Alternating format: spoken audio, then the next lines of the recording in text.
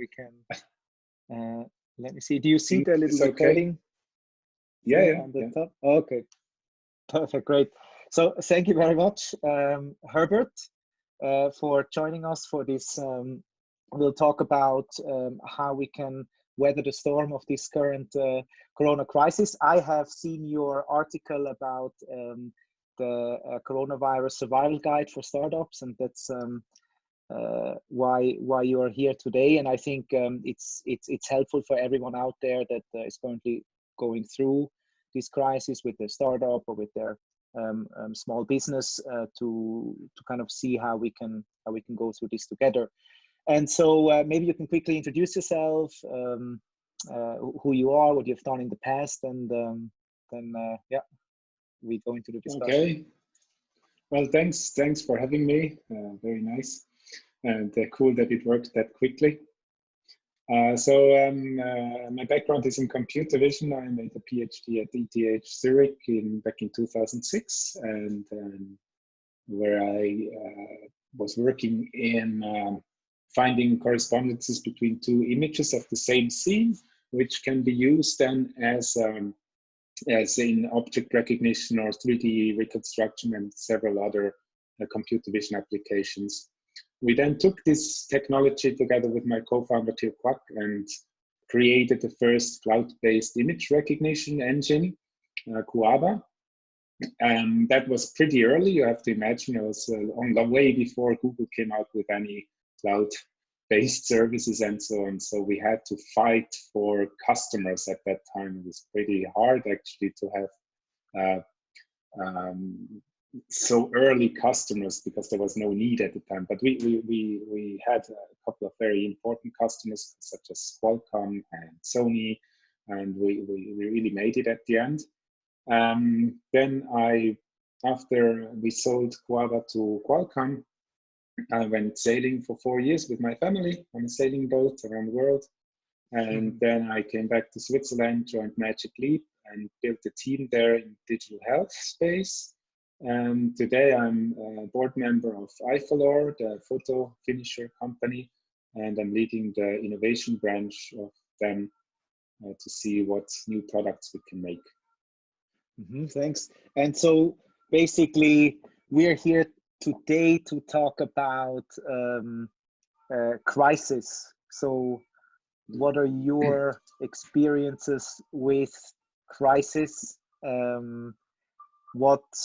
What can you bring in as experience in terms of how to weather such a crisis? Maybe you can talk about a bit about the 2008 incidents where you had your startup Kuaba, and we go from there.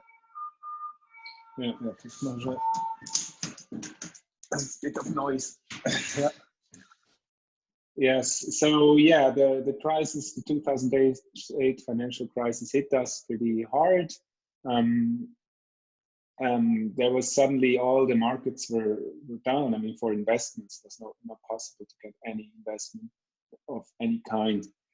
All the investors were looking for their own money and for their own survival. And at the time, we were in an M&A in due diligence with the company who wanted to acquire us, and this company itself was struggling, so they backed off from the deal.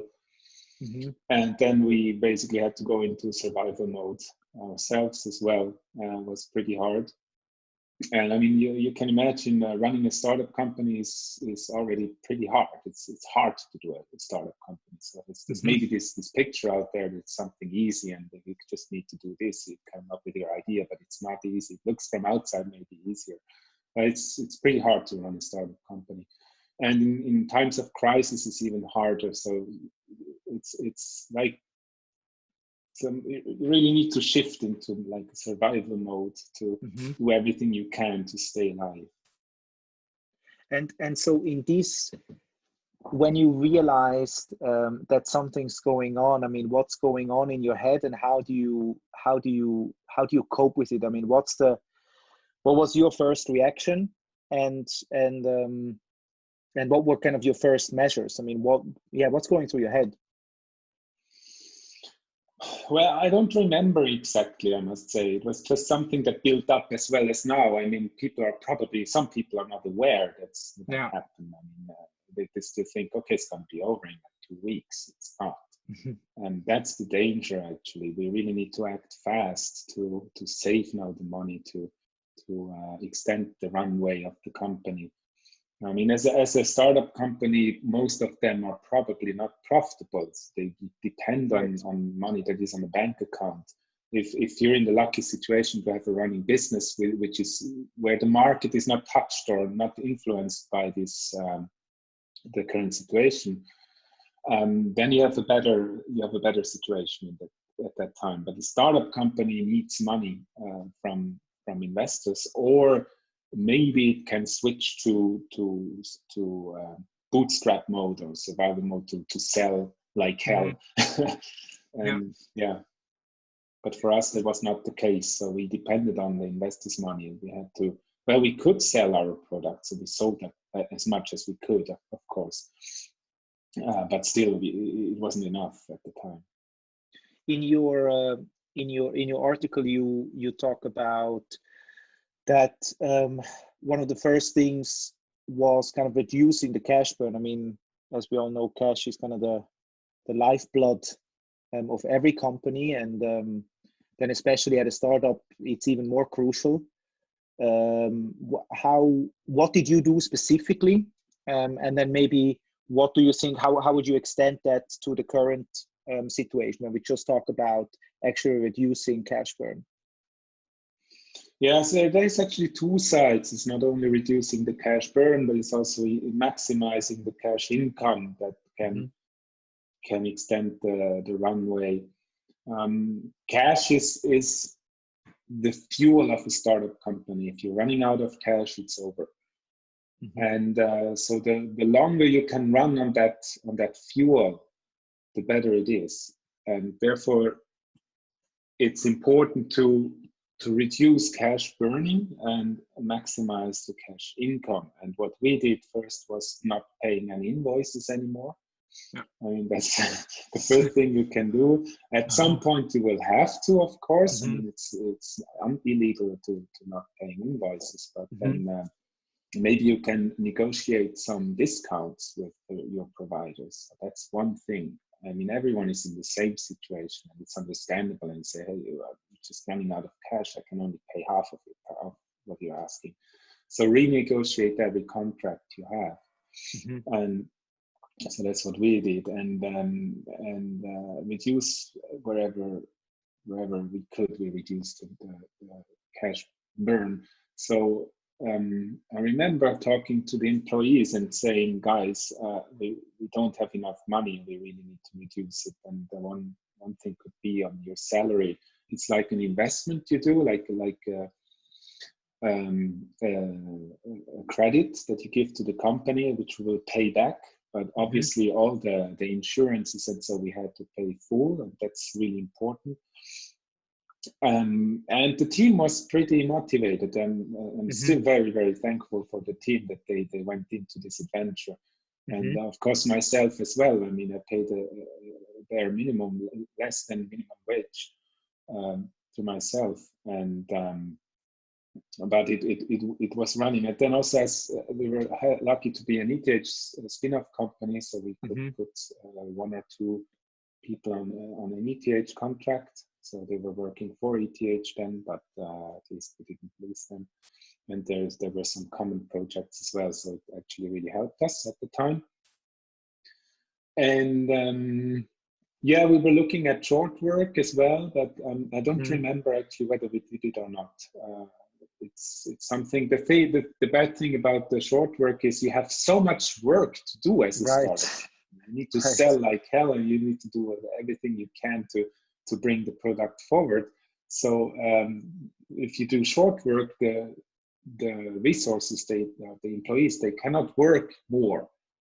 I mean, they have to work 50% or 20%, and they cannot work like 100% and we pay them only 20%, and the rest is supported by the government. That doesn't work like this. So I don't remember whether we did that or not at the end. And what else? Then we had to maximize the cash inflow, of course. So we tried to sell to always be closing, as yeah, the ABC. famous video, ABC. Yeah. And so, Yes, but I that's mean, hard as well. I mean, right. everybody's in the same ship. Everybody has less money, less cash. Everybody's looking at the same as today. It's a really difficult situation. So, I mean, that's an interesting part because, I mean, the selling more obviously seems a pretty obvious thing to do, but as you said, everybody's in the same situation. So,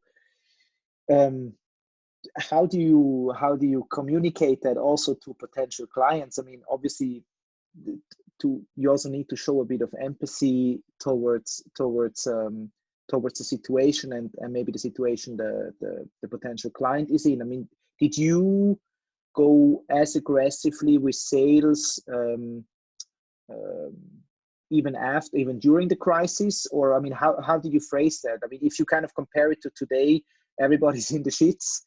And I mean, how would you approach that today? I mean, if I have a company and I see that revenue is breaking down, especially if you have a physical business, how would you approach it today?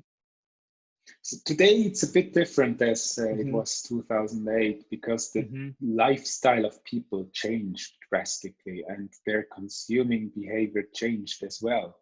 So people are staying home, they're more online, they don't go to shops anymore. And there has to be today a rethinking of everyone's business. So how can you still sell right now? I mean, it should be online, home delivered, and all these things. I mean, and if, for example, you're into the office material business, then you run into really hard times, because offices don't need any supply anymore because they're closed. Now, what do? I mean, maybe pivoting to B2C, or so right now it's much more difficult than it was back in 2008. Nobody was staying home. Life just continued, but there was more like the real financial crisis. Here we have a more complicated crisis. And as I said, I mean, businesses need to rethink their business models. They need to rethink their value proposition and basically everything. It can be an opportunity also. That's actually also. I don't want to paint everything black and it's over, right? But it can be an opportunity to maybe offer a new product or offer the same product differently. Also, the story writing can be optimized. So actually, we'll have on the show. We will have a few entrepreneurs that have done some kind of creative and also fast. You also need to be fast as well, because, as you said, the cash is an issue. So you need to react fast. But we'll have some examples of that also with other guests on the show. One thing that I see a lot is also these people are going into partnerships. So they kind of partner up with other companies. That might also be something that you can look into as a struggling startup right now. Is it how did it affect you personally, a crisis? Did you, because you also need to kind of stay healthy yourself. I mean, now obviously also in regards to the virus, but also kind of staying sane and not overworking, because that also doesn't help anyone. How have you dealt with that, if you remember? I don't remember the details, I must admit. However, now I mean, again, it's a different situation, people working from home and so on. I think it's really important to keep positive and to have still some like positive things in life. Going in fresh air, going outside, moving, running, cycling, do something for your body. And I think that that's really important at this time right now. I'm currently running every day 10 kilometers. I try to move. Yeah. And it really helps. I mean, it's very good for I think for myself. But yeah, that's important. Again, the situation changed, and this is something entrepreneurs need to keep in mind. And if you had pre-corona product market fit, it might be that you don't have product market fit anymore because the market changed. The demands changed, and they will change more. So this has to be revisited and readapted. And for this, you need rest, you need breaks, you need fresh air. Actually, I think before we hit record, you mentioned something important. I think maybe you can elaborate on that. I think a lot of people are thinking this is kind of a short-term, 2-week thing, but it becomes more and more imperative this is something long-term. Can you talk a bit about how you think about how this crisis will affect all of us kind of over the next period of time? And because you mentioned like 2 years. What's your take on it? Yes, I guess we're into a 1 to 2 year long recession, so it will take time to recover. And I spoke with some people; they even say that it's going to come back in winter, next winter in 2021. And so it's not that quickly over. There's a couple of scenarios, of course. There's also the optimistic scenario, but as a startup, we should not be over pessimistic, but we should plan at least for a long time. So if we think, or if we act as if it would last just short time and plan for a short time, then we're doomed to fail. Whereas if we give everything we have right now and try to plan for long term, for 2 years. So if we have to burn a runway for half a year still, we're not safe. We need to try to extend it for 1 year, 2 years. Then we're probably more safer. I cannot guarantee whether we'll be safe. But it's going to last a long time. I mean, that goes even more into that we all need to adapt strategy. Right? Because it's a different market now. How do you, does it affect your current business? And I mean, if so, do you make changes right now, or how are you thinking about it right now? We're in a different situation. We're a spin-off company of an existing company that is actually doing well. Still, I think any company is going to be hit by these times.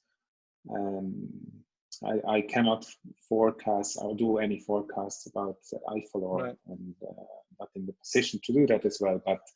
But I think every company is going to be impacted by this crisis.